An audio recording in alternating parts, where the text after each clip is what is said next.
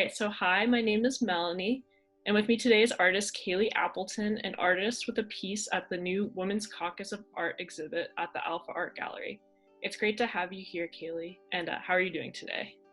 I'm doing great. Thanks for asking me to do this. Yeah, absolutely. Alright, so first question, it's kind of a couple interrelated questions, so feel free to ask me for kind of follow-ups if we get a little lost. Can you tell us a little bit about how you got into photography? Then you developed your own unique style, and particularly with your choice of focusing on technology and its effects on photography. I got interested in photography. Well, I think I dabbled in it when I was like a kid. Like I like used my mom's camera and like tried to figure it out all throughout like childhood. I had a little toy plastic camera that I played with, but of course it was just like something I did for fun. But I didn't truly get involved in photography or decided to study it until, because I was like, I don't know what is there to do in the world. And then I kind of got in the art crowd. I kind of like wiggled my way into this like group of people that were artists or getting degrees in art, and they encouraged me. They were like, oh, we'll just like take an art class, and so I was like, oh, I'll just get a minor in art. And then once I started taking art classes, I was like, oh my god, I love this. I've always loved to create, and so I was like, oh, I have to do this. Like, I can't live the rest of my life just like sitting through like accounting meetings, or like, little did I know how many meetings are actually involved in an art career. But I thought I kind of, I guess, was drawn to photography because I had done that as a kid. It seemed like something that I could definitely like turn into a career, like you always see photographers around and they're very much idealized in movies, in mainstream, and it kind of persuaded me. I was like, oh, that they look so cool, like when they're out shooting and stuff. So I want to do that. So then I declared the BFA in photography at Texas Tech. And I really loved it. I loved art school. I learned a lot. I think I grew a lot. And I think what's important in terms of like your second question, in terms of like focusing on technology, it wasn't so much an undergrad that I really looked at that. I did it a little bit, actually. If I look back and I really think about it, I did it like my senior year. I started thinking about digital photography because I got a digital camera. But I was in undergrad between like 2001 and 2005. And that was like a really significant period in time for photography, because that was the period in time in which it switched from analog being predominant to digital being predominant in photography. So I learned analog, I learned in the darkroom, I learned in a color darkroom, but then by the time I was graduating, it was like everyone was kind of like, digital photography is like a thing, and it's taking over, and it took over within that span of time. So that was huge in the photography industry. Sure. If you're a photographer and that happened at that time and you were like practicing, Sure. It was like, oh my god, we have to learn Photoshop now. Like, what is it was like, wow, a huge upheaval in terms of like the economy too, for photography companies and film companies. And so it's a really big deal. I think back to that, and I think it's it's definitely the first medium like in art that transitioned to digital. Like new media didn't exist yet. Right. So it was one of the first industries to shift to digital. And so it was like the precursor to what this whole like whatever we're living in right now is, with everything is digital and online and stuff. It was that period of time on like seeing it and experiencing it and learning photography. So thinking about photography that whole time and seeing it shift right in front of my face was like the thing that kind of like, it was a switch that turned on, that I was like, oh, this is significant. Like while it was happening, I was like, whoa, like this is different. Like I don't feel like this is normal. And then I quickly after that, after graduation, I started working commercially for an aviation company. And then, I learned a lot about digital photography there in the commercial side. I think that influences my work heavily too, is that experience of working commercially for this aviation company, where I got really good at Photoshop and I started using the computer all the time. I was shooting digital photography all the time with like the best gear. That was like a big influence. That about answers it. I could go on. I could go all day. Yeah, no, that's so interesting because obviously I didn't have that context for kind of that. I guess you could call it historical shift, right? And like that. That's Yeah, it really is like a really significant shift in a significant market. Because if you look at photography as a market, there's so many facets. And you look at it now, there's Instagram, there's Snapchat, there's cell phones. And so it's like digital photography just like took off. Yeah. Yeah. And you were kind of getting into it right at the beginning stage, that kind of when it precipitated over. So that is an interesting In fact, I was one of the very first people that I ever knew that owned a digital camera. Like people were like, what? Yeah, that's so cool. You know, it was like that's so crazy because I can't imagine like because I grew up I was born in 1999, so like I only have known digital cameras, so it's kind of crazy to think like wow. But that was not it was not normal. There was this huge learning curve. You know, professors were like, well, how, like inkjet printers.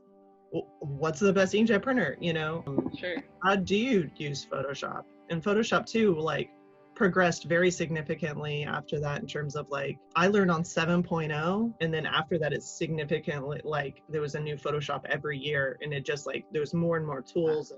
You had to constantly be learning it and you still have to constantly learn Photoshop every time they change it. Wow, that's great. That kind of reminds me of like how all our professors have to now learn how to use Zoom. I mean, it's not the same situation, but it's similar. It was like kind of an overnight change, it seems like. Yeah, that's a really good parallel. That's exactly it. Like the kind of shift that I'm talking about in terms of like operations and being like, this is how I teach class. And then all of a sudden like get online and it was like, figure it out. Great. 2 days. Okay, great. So I guess we can move on to the next question. So how did this, I guess, kind of shift in how you're using technology and everything? How did you kind of superimpose that or like use that on landscapes? How did you apply it to that specifically? I'll start from the very beginning. If I really think back, I was thinking about it early on, and that's when I got my very first digital camera. And one of the very first things I did was I turned my digital camera into a pinhole camera. In effect, I was like rejecting the technology of it and turning it into the most primitive form of a camera that's in existence.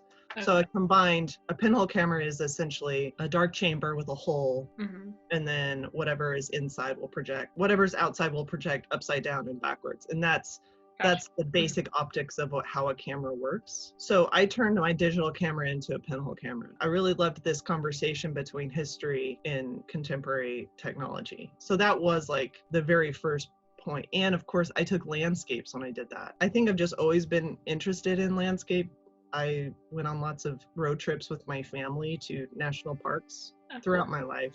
And I think that is probably the thing that like really did it. We were always going camping and always like hiking and hiking up to see these beautiful vistas. I think that definitely is just like a seed that was just planted early on. But in terms of like the conceptual aspect of landscape photography is one of the longest traditions of photography. The Western expansion photographers like traveled west and photographed the West before people even knew what was purchase. So like Manifest Destiny and the Louisiana Purchase. Well, it wasn't quite around the Louisiana Purchase. It was a little after that. But they came back with these like monumental, like epic landscape photographs. And so in my mind, it's a reference. All of my work is a reference to historical photography in that practice. Gotcha. But at the same time, my work it's not super specific like a lot of photography is, in that a lot of photography is like, oh, this is about this, so I'm going to photograph this.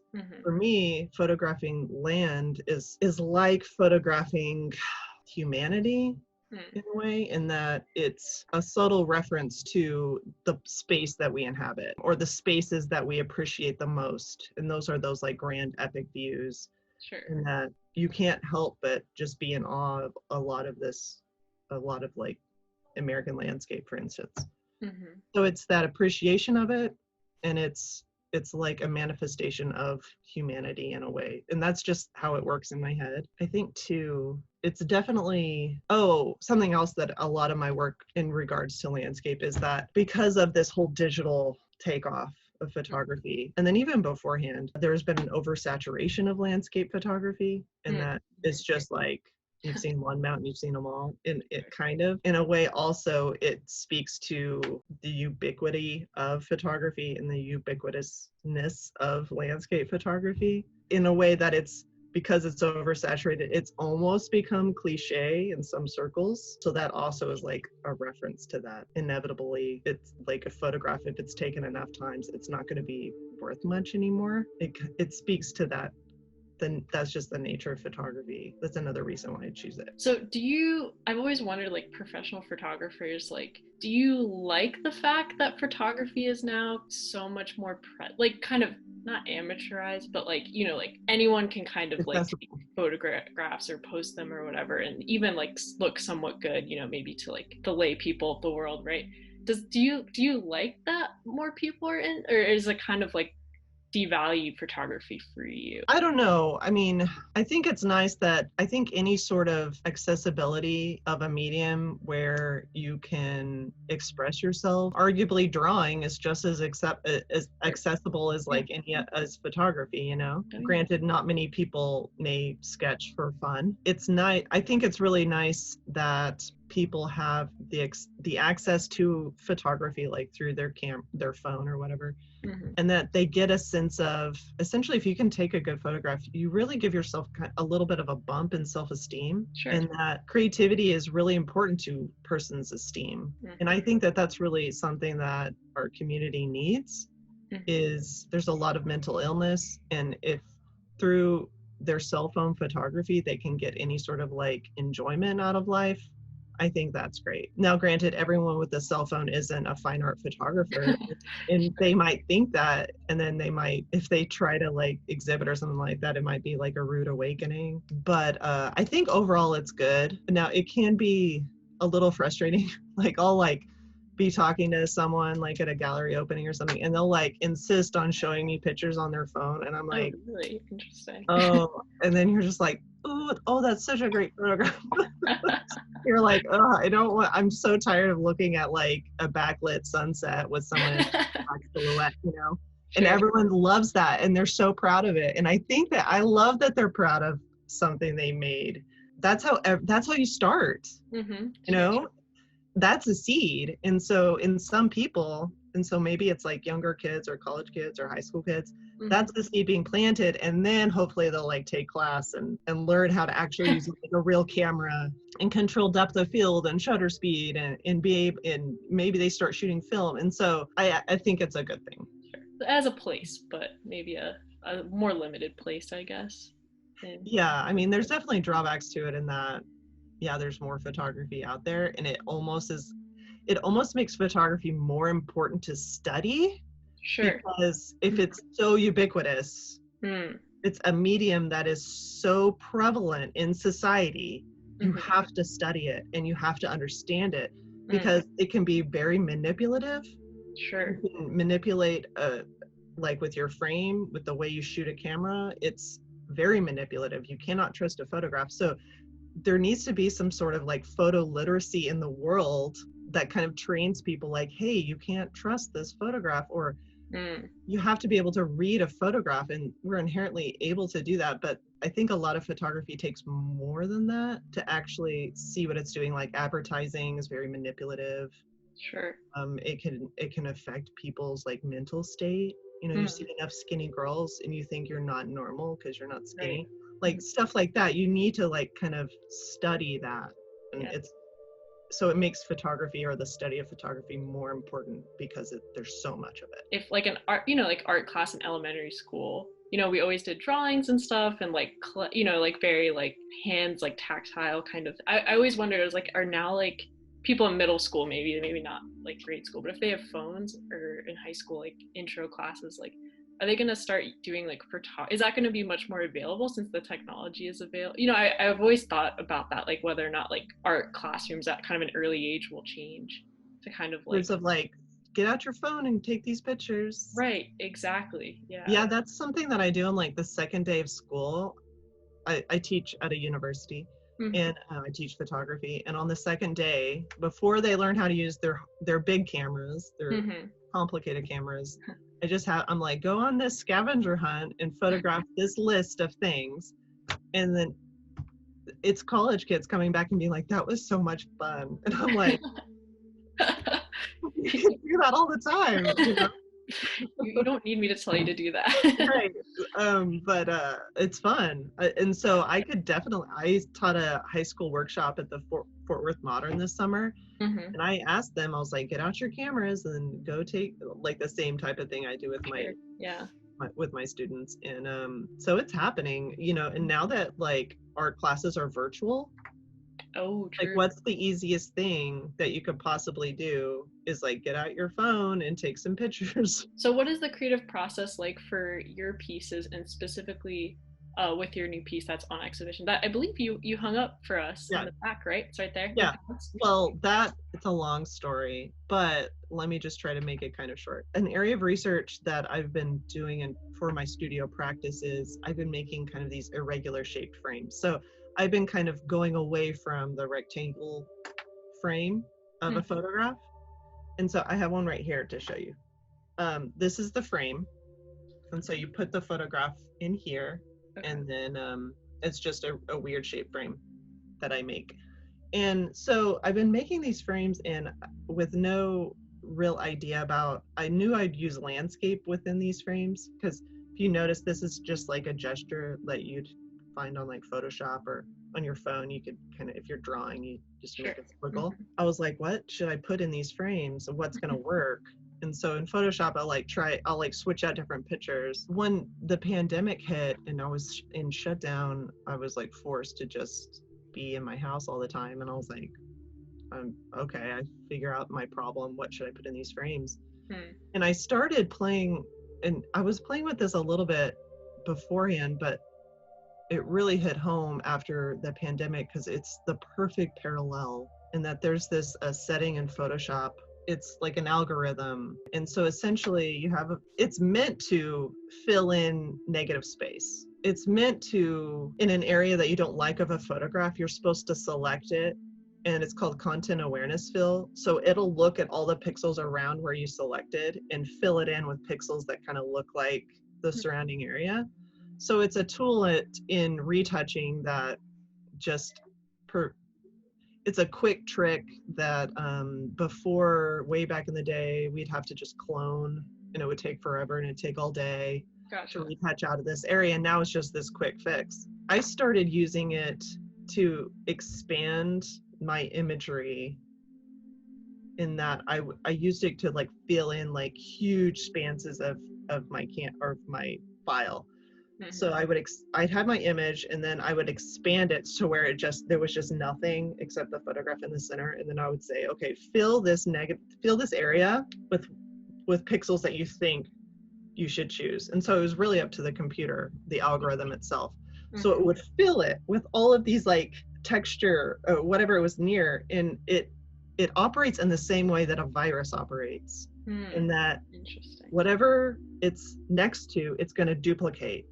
And it's going to duplicate, and it's going to duplicate, and it's going to duplicate. So when I start with this little image, it decides what it's going to duplicate. And then in the end, I get this really big image that has like a lot of repetition. And so it's really up to this computer to just decide like, what am I going to duplicate? And so that is the result of this image. So you can see like there's some like repetition right here. It's just copying the same thing over and over.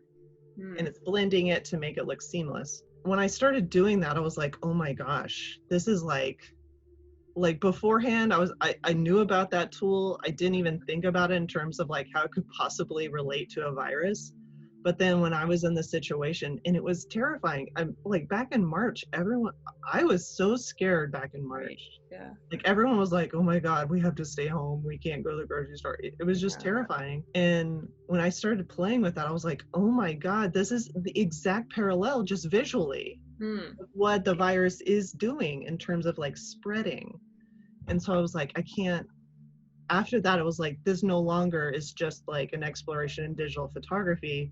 It's also like a visual parallel of the pandemic. At that time too, this image in particular you know, I let myself go for a walk every day to get out of the house. And I actually started it was spring, and everyone in my neighborhood had really beautiful flower beds. And so I just started photographing these like lovely flower beds, because it was such a terrifying time that I was like, you know what? I normally wouldn't photograph flowers, but I just need something that's cheerful and like nice to look at. Yeah, yeah. And I started doing that, started playing with this technique, and that's how this work has like essentially developed. And it was so addicting to like just like Oh, really? constantly be like making these pieces to see what would come out. So it was really like trial and error, seeing Gotcha. what works and what doesn't. No, well, no, Yeah. you definitely hit it. And then you kind of, it's about the creative process, but actually one of kind of my follow-up questions was like, how has COVID and the pandemic like affected your decisions or your creative processes? So Yeah. that's really interesting that you found something that was so, I guess, analogous, or kind of, yeah, an analogy basically of what you were experiencing, kind of. Yeah, the process is the same. Yeah. The algorithm works the same way. Yeah.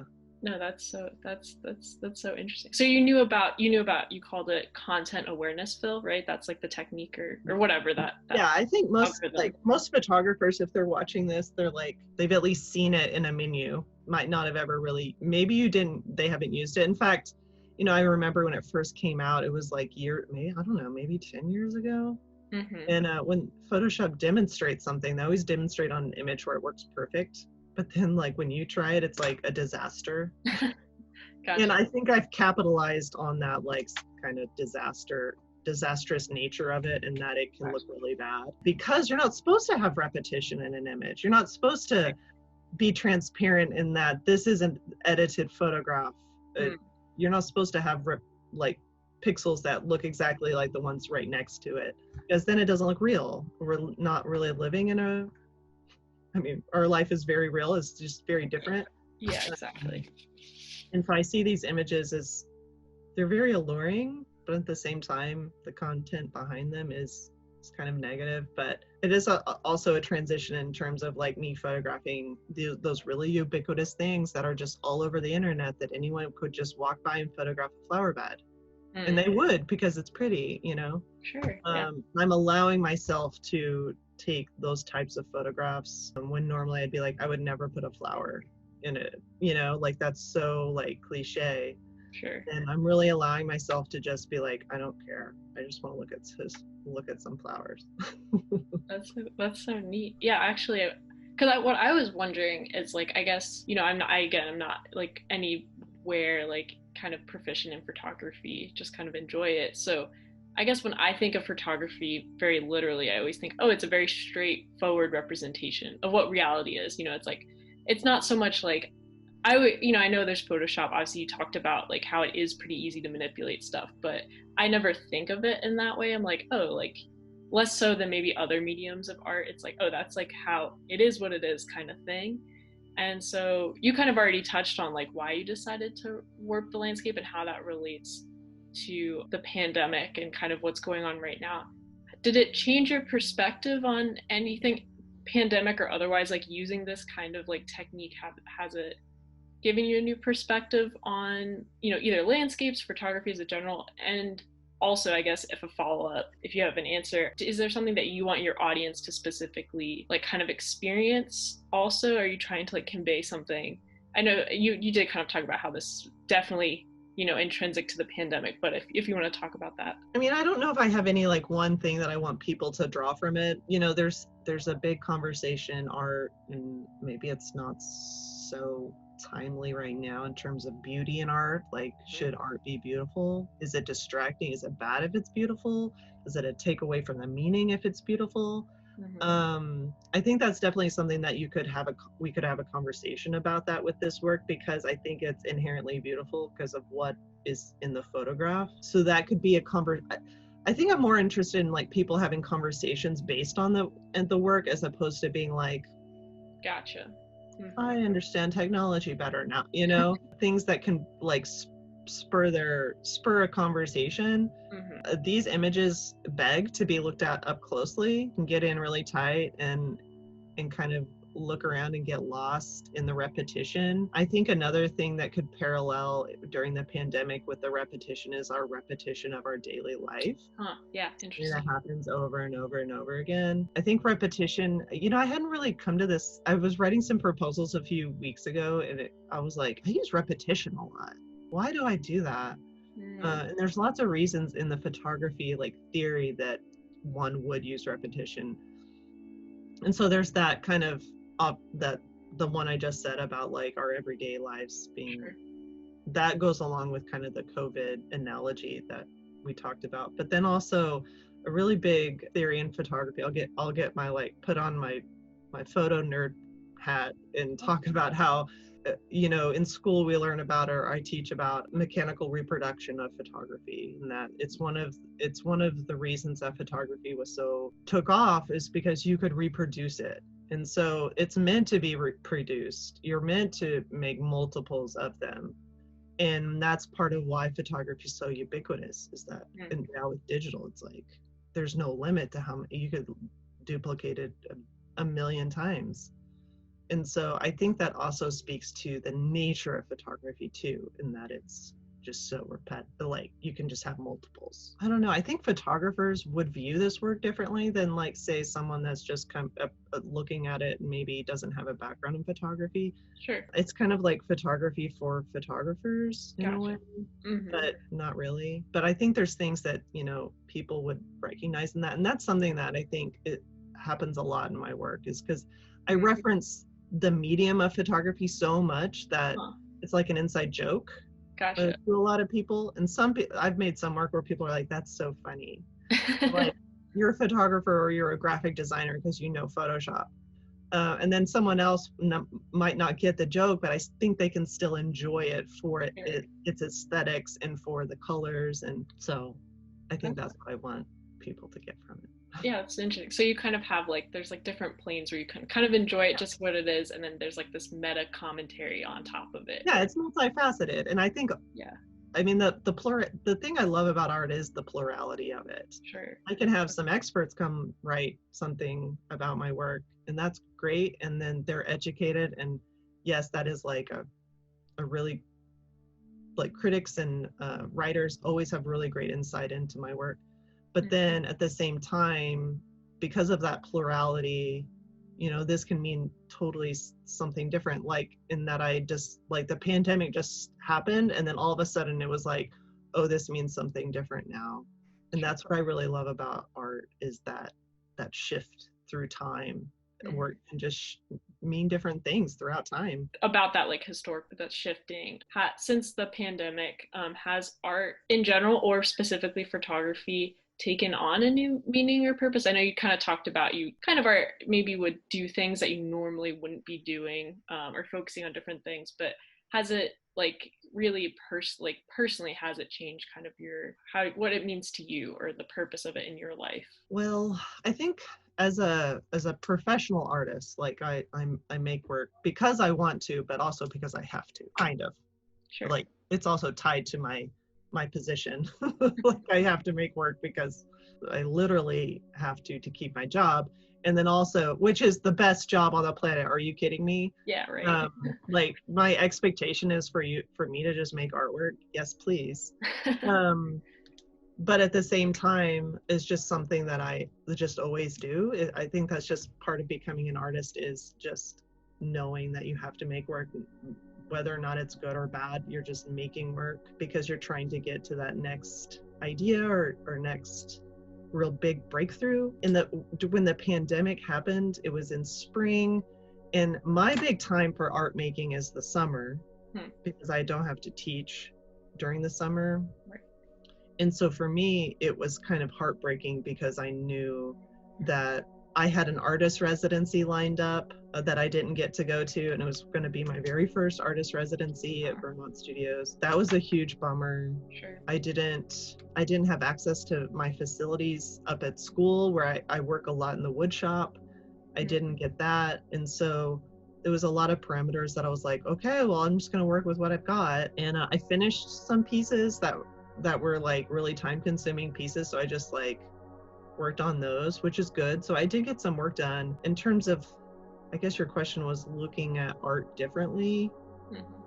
I don't think I do look at it much differently. I think I just work, I appreciate, now that I have access to facilities, I feel like this pressure to make a lot right now, because you never know what's going to happen. Sure. So I think too, there's a lot of appreciation for things that we had before that were taken away very dramatically. Like my colleagues, I've noticed my colleagues will like stop and like have a conversation instead of being like, oh hey, like going down the hall, you know. Sure. Mm-hmm. I think people have a more of appreciation for each other in conversations, and I miss going to art shows and museums. I think that that's something that inherently, like, I wish would be a little bit like, I know I can go to those with by appointment.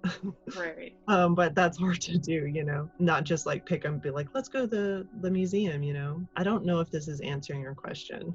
No, yeah, no. I just generally that's interesting how I've also been thinking a lot about like appreciation for like institutions and stuff, because it's just I kind of live in like I live in between like Philly, New York, DC, kind of in that area.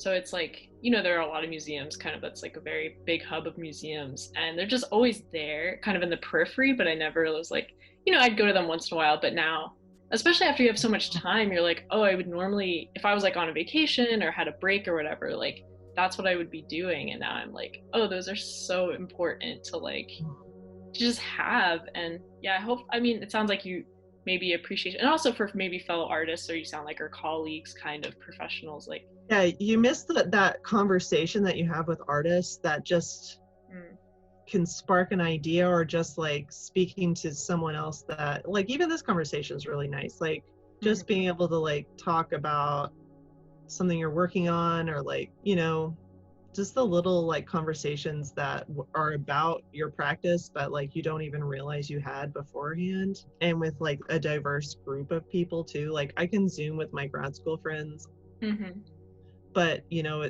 it's also those conversations with other people that you might not normally be really close to that could also spur some like really good conversations or some ideas, even conversations with my students, you know, and that a lot of times they have some interesting insight, or at least they'll give me insight into Generation X. Yeah, sure. So yeah, it's all those like little things that kind of add up to, or like contribute to my art practice, that I think I just value more now. Yeah, definitely. No, I definitely appreciate this conversation too. And I think we touched pretty much on all the questions. So I think we can wrap up. But yeah, thank you so much for your time. For any more information regarding the exhibit and Kalee and her work, please check out alfaart.org, and also her website at Kalee, Kalee Appleton, appleton.com. And do you have any social media or anything you would like to plug at the end at this time? Yeah, my I run I work at Texas Christian University. We have a great art program, great MFA program, MFAers, free guys. So look into that. I have my TCU photo Instagram is, you can check that out. My student work is on there. And then if you want to check out Aaron Cluley Gallery in Dallas, that's a gallery that I show with, and there's lots of really great artists over there, and in the greater Dallas area, some really great galleries. Check those out. Thank you so much. Thank you. It was lovely meeting you.